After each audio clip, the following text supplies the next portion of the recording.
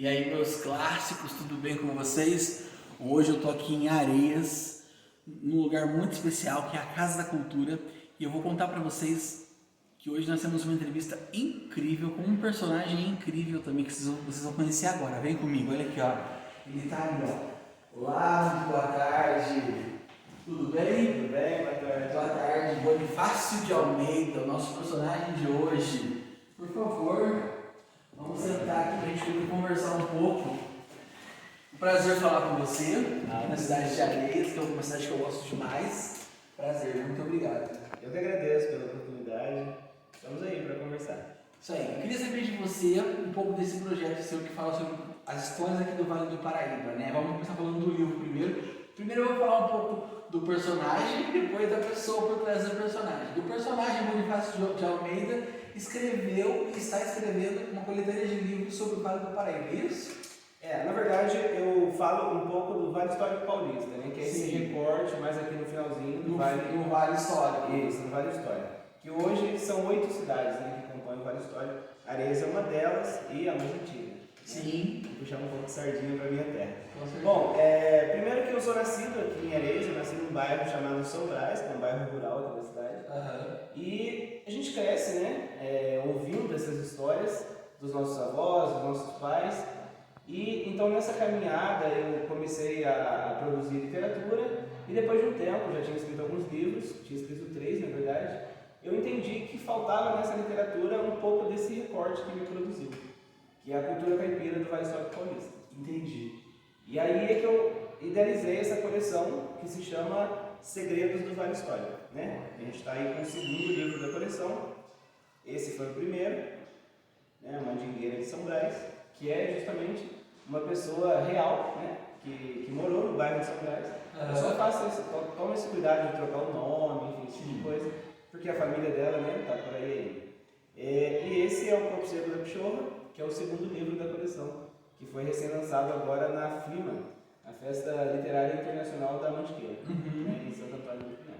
Ah, que legal. Os 3 primeiros livros também são do mesmo estilo desses?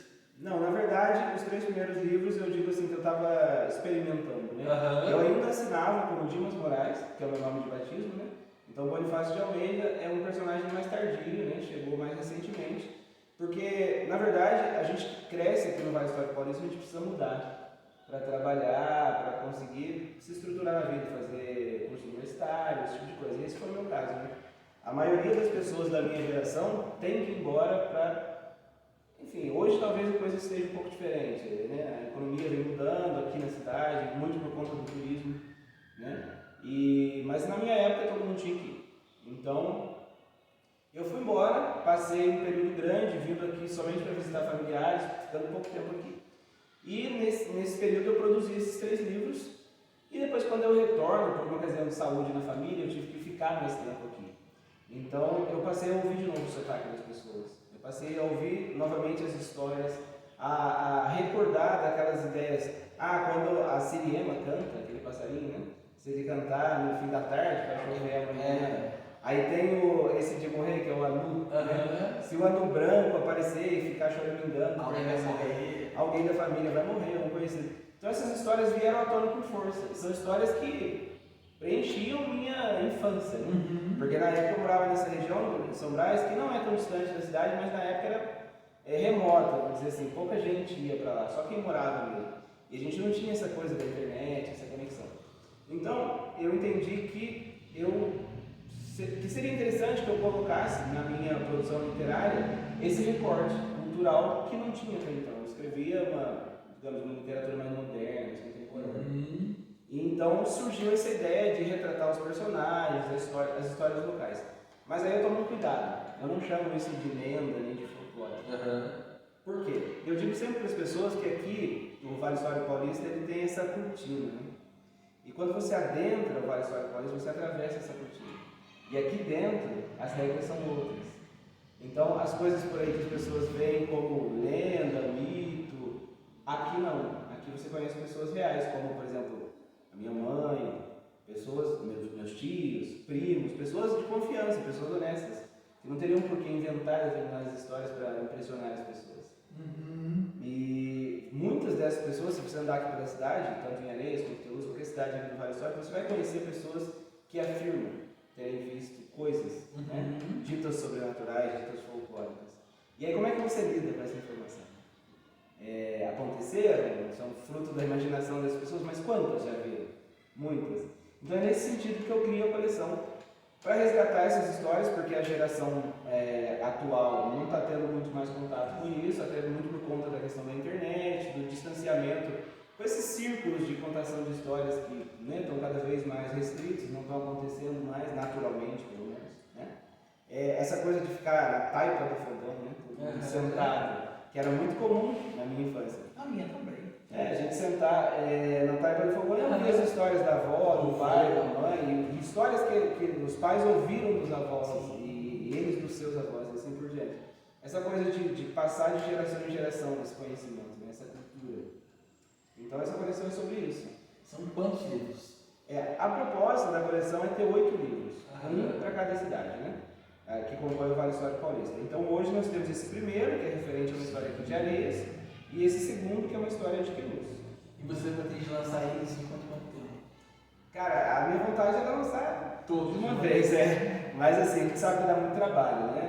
Você produzir, tem toda a questão ali desses processos de produção de um livro, e tem também a questão do engajamento social, que é um cuidado que eu tenho com essa coleção. Então a proposta vai ser um por ano. Então, em 2021 eu fiz o primeiro, a Mandingueira de São Brás. Neste ano eu estou lançando o Corpo Seco da Pichorra, que é o segundo livro. E aí, no ano que vem, já tem um, que é o Cavaleiro do Morro Frio. Olha isso, legal! Já dá um spoiler aí para quem vai assistir. Né? E o Cavaleiro do Morro Frio é uma história que tem nesse caminho na Rodovia dos Tropeiros, no sentido São José do Barreiro. É uma história associada a São José do Barreiro. Embora o local da história seja praticamente a divisa, que é o próximo ali do bairro onde eu cresci, que é o bairro da Estrada. E eu vou comprar todos. Ótimo! Eu vou comprar todos, porque eu quero ler todas as histórias, porque me encanta demais essas. A gente não vai dizer lenda, né? Vivências. Essas vivências, exato. Aqui do nosso vale muito querido. Obrigado. Não é? Eu já tenho os dois que estão ali, ó, autografadíssimos, né? Mas os outros próximos você nem avisa, viu? Claro. Deixa eu só te contar uma Por coisa favor. sobre essa coleção, que eu acho interessante de registrar, que é o seguinte. A gente que tem essa trajetória acadêmica de ser professor, a gente sempre tem um pezinho na educação, né? Por mais que esteja fazendo às vezes outras coisas, outros hobbies e tal, você tem sempre um pezinho lá. Então esses livros, eles têm suplementos pedagógicos.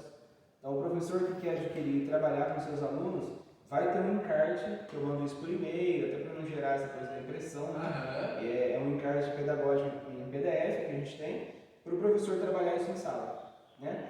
E como estratégia de engajamento social, porque eu acredito numa literatura popular, né?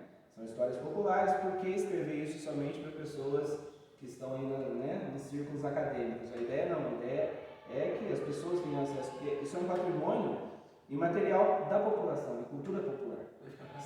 Então, registrando isso, além de eu ter a possibilidade de mostrar isso para a próxima geração, eu tenho esse registro, esse armazenamento, né?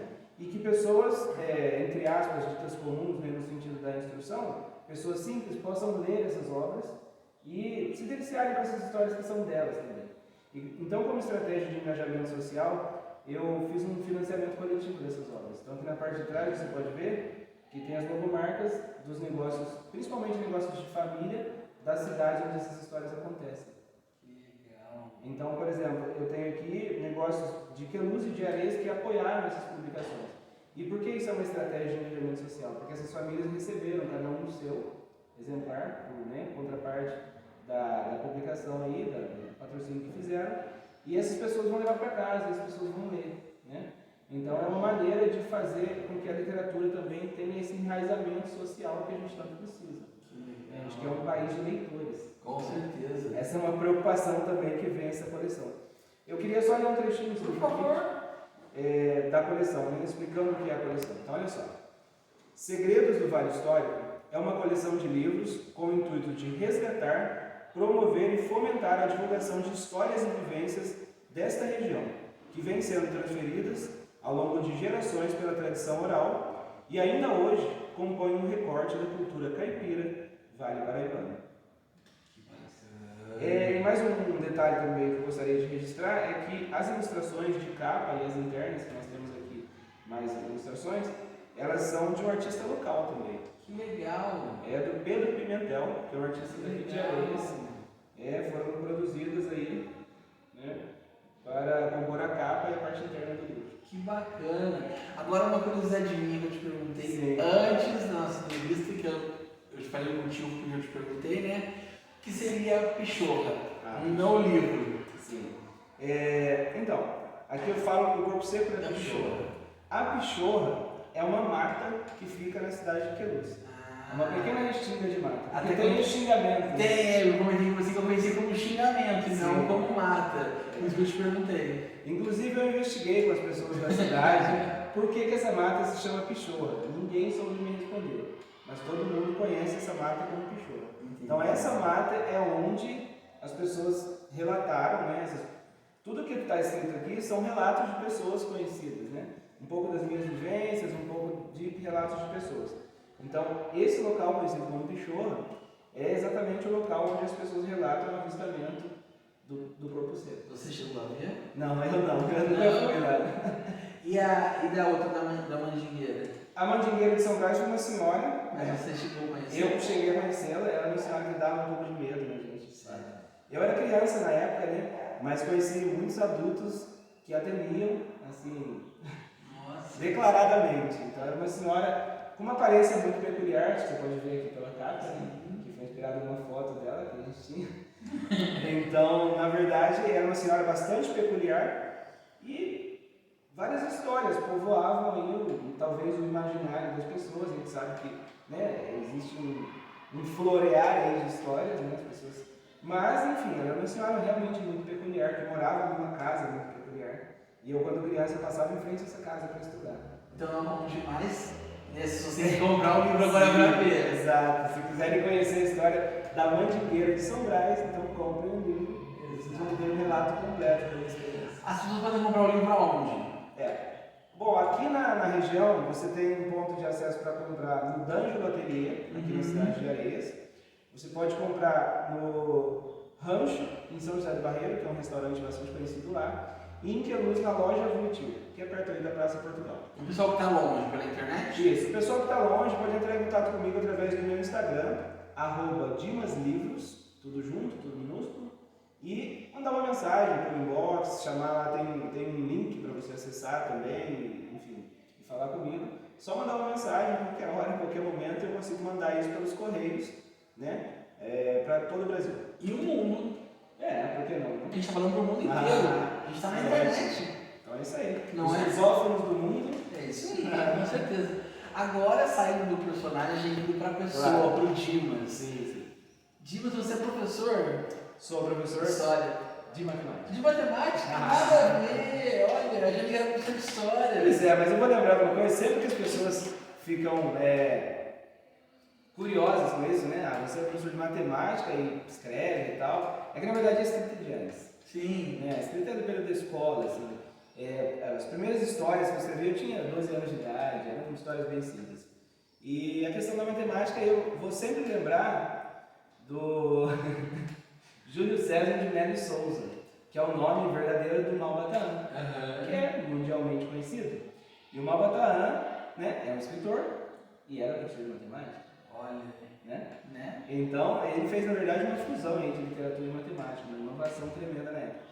Então, matemática e literatura não é tão distante assim, uma outra não é? Uma interdisciplinaridade. Sim, não, aqui não tem matemática de fato, né? Que bom. Por